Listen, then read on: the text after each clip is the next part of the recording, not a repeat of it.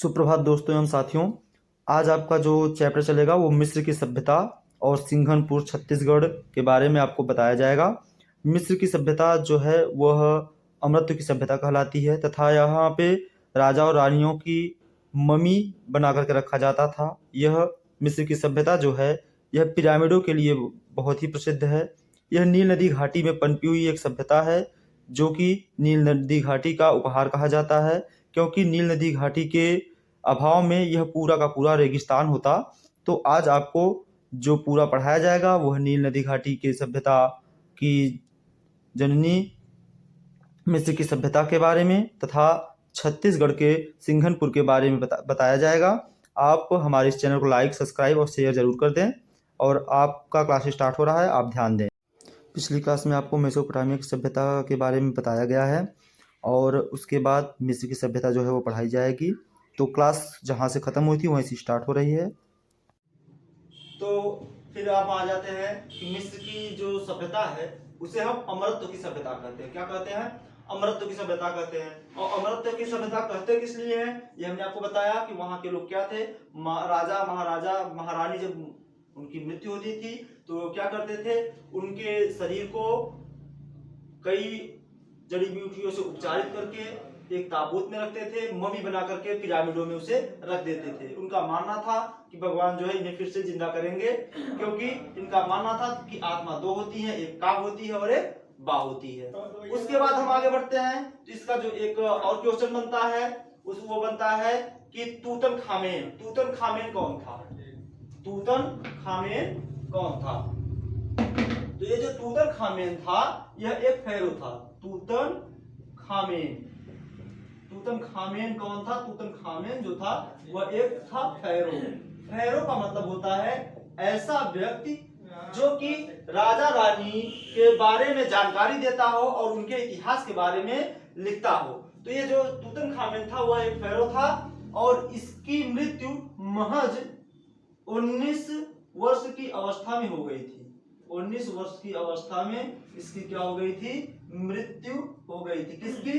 तूतनखामेन की। यह मिस्र का एक प्रसिद्ध फेरो था। इससे आपका क्वेश्चन बनता है कि तूतनखामेन कौन था? तो हम इसको लिखते हैं कि तूतनखामेन मिस्र का एक फेरो था। तूतनखामेन की मृत्यु कब हुई थी? तूतनखामेन की मृत्यु मात्र 19 वर्ष की अवस्था में हो गई थी। इसके बाद हम आगे जब चलते हैं तो अगला हमारा जो आ जाता है वो आ जाता है कि नेफिरतिति कौन थी? नेफिरतिति कौन थी? तो जो नेफिरतिति थी वह मिस्र की महारानी थी, राजा अनेतकेन की पत्नी थी। राजा अनेतकेन की क्या थी? पत्नी थी। कौन? नेफिरतिति। नेफिरतिति कौन थी? नेफिरतिति मिस्र की रानी थी और ये अपने वंश के 18वें वंश में थी।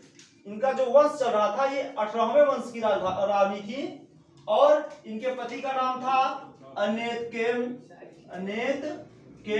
ये अनेतकेन की क्या थी? पत्नी। क्या थी? पत्नी। कौन? नेफिरतिति।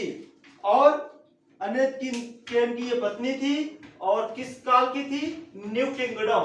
किस काल की थी? New kingdom. New kingdom. आपसे प्रश्न क्या पूछता है? प्रश्न क्या पूछता है कि नेफिरतिति किस समय की महारानी थी? तो आपको आंसर लिखना है ये न्यू किंगडम की महारानी थी। फिर पूछता है नेफिरतिति का संबंध कहां से है? तो नेफिरतिति का संबंध मिस्र से है। तो मिस्र से जो भी क्वेश्चन आते हैं वो आपको बता दिए गए। मिस्र की सभ्यता से जो क्वेश्चन आते हैं वो आपको बता दिए गए। मिस्र की जो सभ्यता है वो नील नदी घाटी में पनपी हुई सभ्यता है। अब हम जब आगे चलते हैं तो आगे हम चलते हैं, देखते हैं सिंघनपुर। क्या देखते हैं? सिंघनपुर।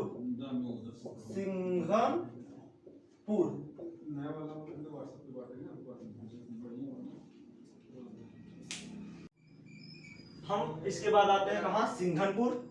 सिंघनपुर कहां पे है? हमने बताया था यह छत्तीसगढ़ राज्य में है। छत्तीसगढ़ राज्य में है। यह जब छत्तीसगढ़ राज्य का विभाजन नहीं हुआ था, अर्थात मध्य प्रदेश से काट करके छत्तीसगढ़ राज्य नहीं बनाया गया था। तो यह कहाँ पे था? उस समय था मध्य प्रदेश में। कहाँ पे था? मध्य प्रदेश में। लेकिन वर्तमान में यह कहाँ पे है? वर्तमान में यह है कहाँ पे? छत्तीसगढ़ में। यह चावरथल पर्वत श्रृंखला पर बसा हुआ एक छोटा सा गांव है।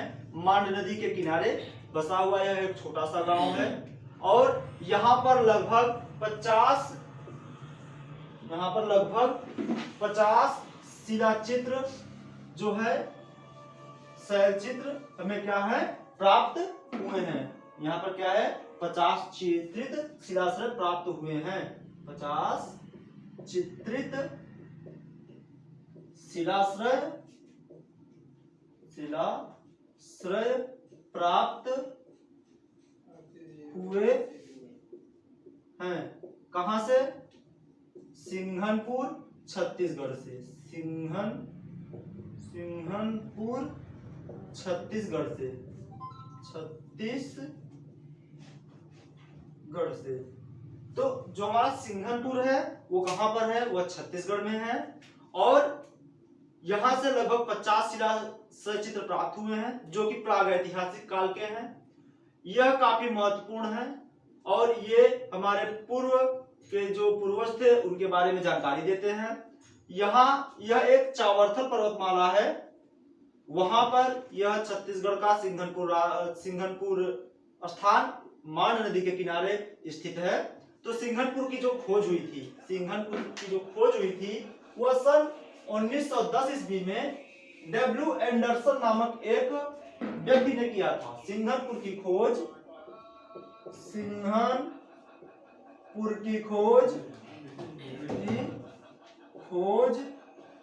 1910 ईस्वी में डब्ल्यू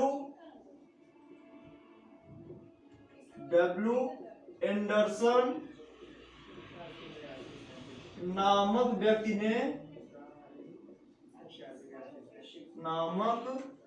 ने किया था।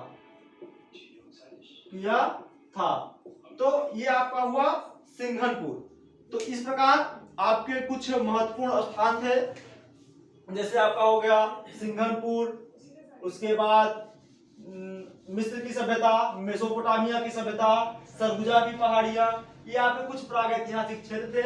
इसके बाद अभी बचा हुआ आपका है अल्टामीरा जो कि स्पेन में स्थित है। इसके बारे में आगे की क्लास में आपको बताया जाएगा।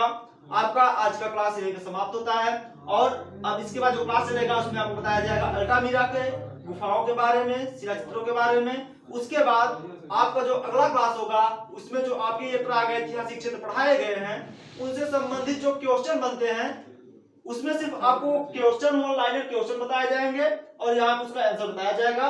बोर्ड पे लिखा रहेगा, मैं आपको उसे समझाता चलूंगा, उसको आप लोग नोट डाउन कर लीजिएगा। वो आपके एग्जाम के पॉइंट ऑफ व्यू से काफी महत्वपूर्ण होंगे। तो आज का जो ये क्लास है इसी पे समाप्त होता है। मैं एक बार फिर से आपसे कहूंगा इस चैनल को आप लाइक कर दें, सब्सक्राइब कर दें और ज्यादा से ज्यादा शेयर करें। बेस्ट एजुकेशन टीचर आपका पूरा तरह से सपोर्ट करेगा और साथ देगा। इसी के साथ आज की क्लास समाप्त होती है। जय हिंद।